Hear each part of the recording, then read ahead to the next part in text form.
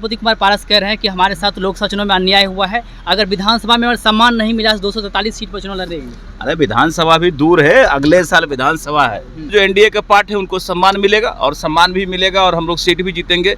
हमारे गठबंधन के वो अभिन्न अंग हैं, उनको साथ में रहना चाहिए और साथ में रह के काम करेंगे तो उनके लिए बेहतर है। पिछली बार तरारी में जो चुनाव हुआ था 13,000 मंच वोट आया था बीजेपी को, इस बार क्या कुछ उम्मीद है? इस बार हम लोग जीतेंगे, भारी बहुमत से जीतेंगे, जीत की गारंटी 100%। पहले अपना जात तो बता दे राहुल गांधी, किस जाति से, कभी हिंदू को ठगते कभी मुसलमानों को ठगते, कहते हम तुम्हारे में से आए हैं। तो पहले अपना जात स्पष्ट करे, उसके बाद जनगणना की बात करें। उनको अभी बोलने का राइट नहीं है। हाल में आपके साथ है संजीव सिंह। देखिए, इंडिया के घटक दल राष्ट्रीय लोक जनशक्ति पार्टी के राष्ट्रीय अध्यक्ष पशुपति कुमार पारस ने कहा है कि लोकसभा चुनाव में हमारे साथ अन्याय हुआ, विधानसभा चुनाव में अगर हमें सम्मान नहीं मिला तो 243 सीट पर चुनाव लड़ेंगे। इसी तमाम मुद्दे पर बातचीत करेंगे। हमसे बातचीत करने के लिए बिहार सरकार के मंत्री नीरज बबलू हैं। क्या कहेंगे सर? पशुपति कुमार पारस कह रहे हैं कि हमारे साथ लोकसभा चुनाव में अन्याय हुआ है, अगर विधानसभा में और सम्मान नहीं मिला तो 243 सीट पर चुनाव लड़ेंगे। अरे विधानसभा भी दूर है, अगले साल विधानसभा है और विधानसभा में काफ़ी सीट है और काफ़ी सीट में हम लोगों का एनडीए का टारगेट है कि 2025 में 225 सीट जीतेंगे। तो निश्चित रूप से जो एनडीए के पार्ट है उनको सम्मान मिलेगा और सम्मान भी मिलेगा और हम लोग सीट भी जीतेंगे। हमारे गठबंधन के वो अभिन्न अंग हैं, उनको साथ में रहना चाहिए और साथ में रह के काम करेंगे तो उनके लिए बेहतर है। तरारी विधानसभा उपचुनाव को लेकर कह रहे हैं कि लोकसभा में हमें टिकट नहीं मिला, उपचुनाव में मिलना चाहिए। ये तो अब टिकट का बात तो हमारे नेता तय करते हैं, गठबंधन तय करते हैं। ये तो गठबंधन पिछली बार तरारी में जो चुनाव हुआ था 13,000 मंच वोट आया था बीजेपी को, इस बार क्या कुछ उम्मीद है? इस बार हम लोग जीतेंगे, भारी बहुमत से जीतेंगे, जीत की गारंटी 100%। चलो, राहुल गांधी कह रहे हैं जाति गणना होना चाहिए, कैसे देखते हैं? अरे राहुल गांधी जी बिल्कुल सही कर रहे हैं। पहले अपना जात तो बता दे राहुल गांधी, किस जाति से, कभी हिंदू को ठगते कभी मुसलमानों को ठगते, कहते हम तुम्हारे में से आए हैं। तो पहले अपना जात स्पष्ट करे, उसके बाद जनगणना की बात करें। उनको अभी बोलने का राइट नहीं है। अपना जात बताने के बाद ही जनगणना की बात करें।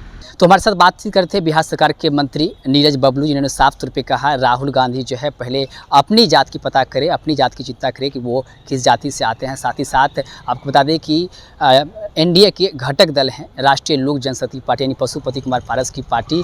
पशुपति कुमार पारस ने पिछले दिनों मीटिंग की थी, बड़ी बैठक की थी। बैठक में उन्होंने कहा था कि हमें लोकसभा चुनाव में उचित सम्मान नहीं मिला है और 243 सीट पर जो है वो बिहार विधानसभा चुनाव की तैयारी कर रहे हैं। अगर गठबंधन में उन्हें सम्मान मिला तो सहयोग से लड़ेंगे, चुनाव लड़ेंगे। अगर सम्मान नहीं मिला तो 243 सीट पर जो है वो अकेले चुनाव लड़ेंगे। साथ ही साथ तरारी विधानसभा का उपचुनाव होना है, जिसको लेकर के वो दावेदारी कर रहे हैं कि ये सीट जो है हमें मिलना चाहिए, क्योंकि लोकसभा में हमें एक भी टिकट नहीं मिला था। ऐसे में उम्मीद जगाए हुए हैं कि तरारी विधानसभा उपचुनाव में हमें यह सीट मिले। अब देखने वाली बात होगी कि भारतीय जनता पार्टी की जो शीर्ष नेतृत्व है वो वहाँ का जो सीट है वो पशुपति कुमार पारस की पार्टी को देता है या नहीं। फिलहाल नीरज कुमार बबलू थे, हम इनसे बातचीत कर रहे थे। इन्होंने साफ तौर पर कहा है कि ये पार्टी का शीर्ष नेतृत्व तय करेंगे कि किनको कहाँ से टिकट मिलेगा। साथ ही साथ राहुल गांधी के बयान को लेकर के भी कई सारी बातें कही है। पशुपति कुमार पारस भी लगातार इन दिनों चर्चाओं में है। चिराग पासवान जब से उनको 5 टिकट मिला लोकसभा चुनाव में, पशुपति कुमार पारस को एक भी सीट नहीं मिला, जिसको लेकर के लगातार कहा जा रहा था कि पशुपति कुमार पारस की जो पार्टी है